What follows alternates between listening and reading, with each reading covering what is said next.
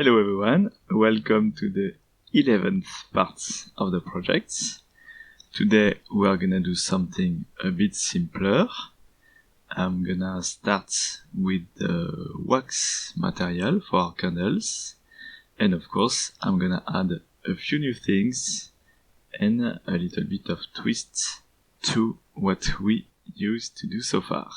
Okay, so to start, I'm gonna use this object as our future candle, just to keep the polygon count low so we can have our results faster. I'm gonna apply a subdivision surface modifier, maybe level 3, shade smooth, and then I'm gonna add what we call supporting loops, so that you can see when I add them, this helps maintain the overall shape of the original object, which is at the beginning a box. I'm gonna add a little hole, like for our candle, something like that. Okay. And of course, apply the scale. Remember, this is set to 114305. I'm even gonna make this object a bit smaller like that, and apply the scale so that it is 111. Let's open our shader editor. Okay, and of course I forgot, I'm gonna activate the shortcuts. Okay, and of course switch to material preview mode in our viewports. So this is our objects. I'm gonna add usual nodes, texture coordinates, and remember from the visual we had before of the candles here. Okay, the candle had a color going from a kind of dark blue, purple to a white. What is your guess for the texture we should use to have this kind of color variation throughout the object? I'm sure you know. I'm gonna add a gradient texture. Okay, if I connect the vector inputs, this is what I have. And of course, how do we modify the coordinates so that the gradient goes from the bottom of the object to the top? This is where I introduce a new node, and this node can be found in the vector group and is called mapping. The mapping node allows us to simply modify the texture coordinates. You can modify their locations in X, like that. You can also modify the scale of it. Okay. And of course, what we are looking for is the rotation, because we want this to go from bottom to top. You can modify the Y rotation and make it something like 90 degrees. Okay? What we can see at the moment is, because we use the object coordinate, this origin of the object is set to 0 as a value. Going up, you go toward positive values, and going down, you go towards negative values. What we want, of course, is something going from 0 at the bottom to, let's say, 1, so that we can reuse these values with a color ramp and have the color we want. For this, let's use an exception and not use the object coordinates, but the generated coordinates. This means that no matter the size of the object, at the bottom you will always have a value of 0 in terms of coordinates, and at the top a value of 1. Of course, we have rotated our coordinate, otherwise they will be on the x-axis. So now that we have this, we can use our color ramp and modify the values of our sliders to fit the color we're looking for. Maybe something like that at the bottom, and at the top or something like a kind of orange like color. And what I'd like to do is have a color in the middle which is close to the blue. Okay, I'm gonna brighten this and make it something like that. And we already have our color. Now, the wax, use something which we call SSS, or subsurface scattering, meaning that if you have a surface like that, an object, let's say it's a closed object, usually what the light does is goes here from the outside and then bounce back. Okay?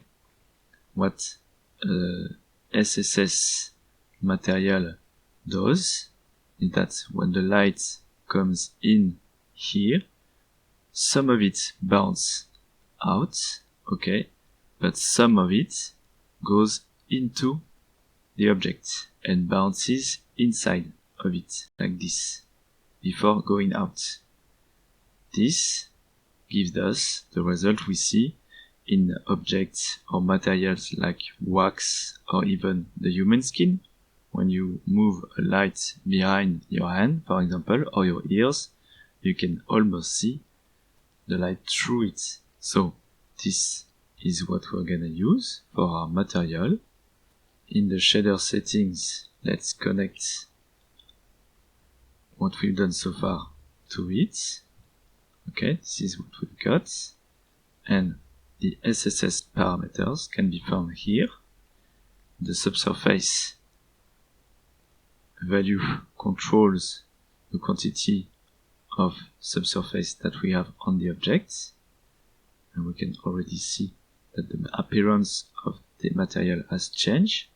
And now what I can do is change as well the SSS color, so that this is, let's say, the internal color of the object, and the light going through it will appear more looking like this color. So we can do it like that, and if I add a light on my object, something like here, let's switch to cycles and use our GPU compute. If I switch to a render now, we can see that the light goes through and the object is kind of shiny, the color we have chosen here. If I increase the value of the lights, you can see the effect even more. What happens here is that we have lost the original color of our object. It is no longer blue at the bottom and looks like a normal candle, not our custom one.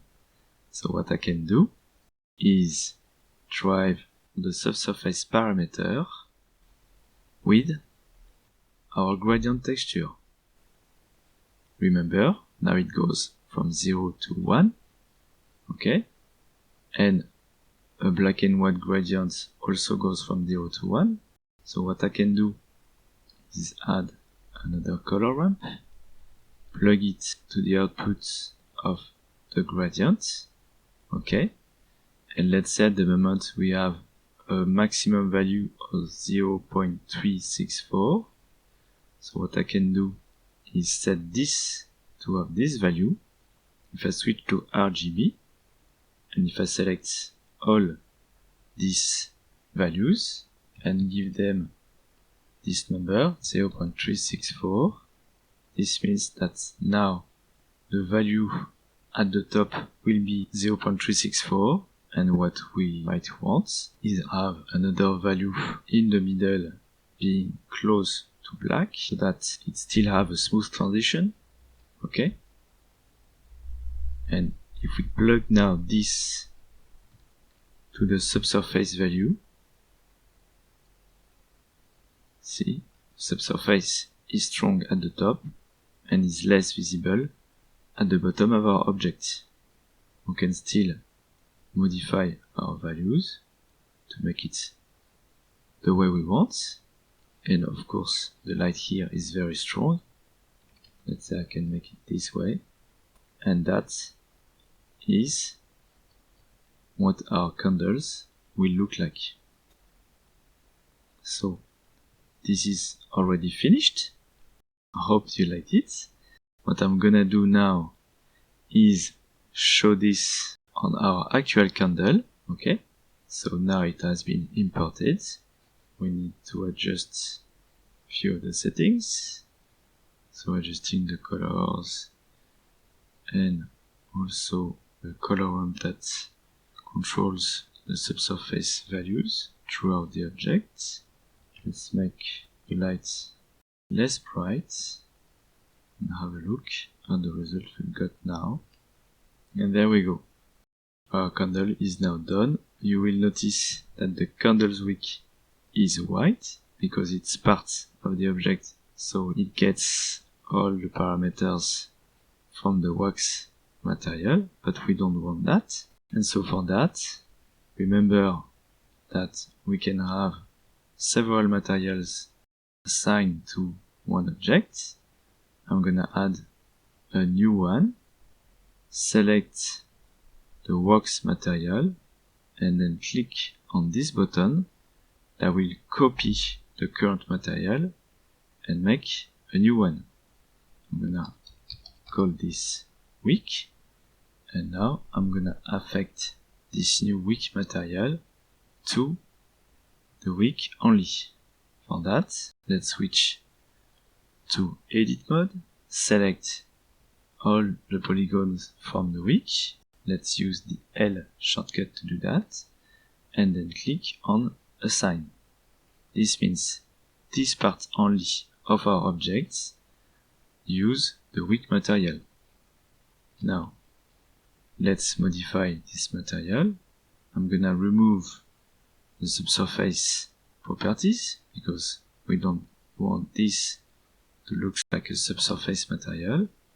And now what we're gonna do, remember the values grows from 0 here to 1 here, meaning that if we want to modify only the top of the object, we need to play only with the far end colors of our color ramp.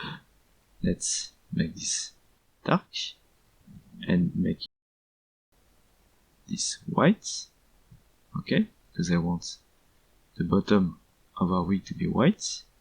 And now, so that the dark eats more parts, I can move this slider like this, and this slider doesn't need to exist.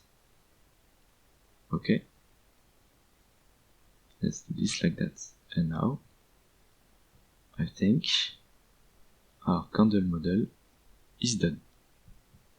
So I hope this was a bit easier than what we've gone through before, and that now you've grasped all the concepts that we use, meaning the workflow of all the nodes and how we manipulate them.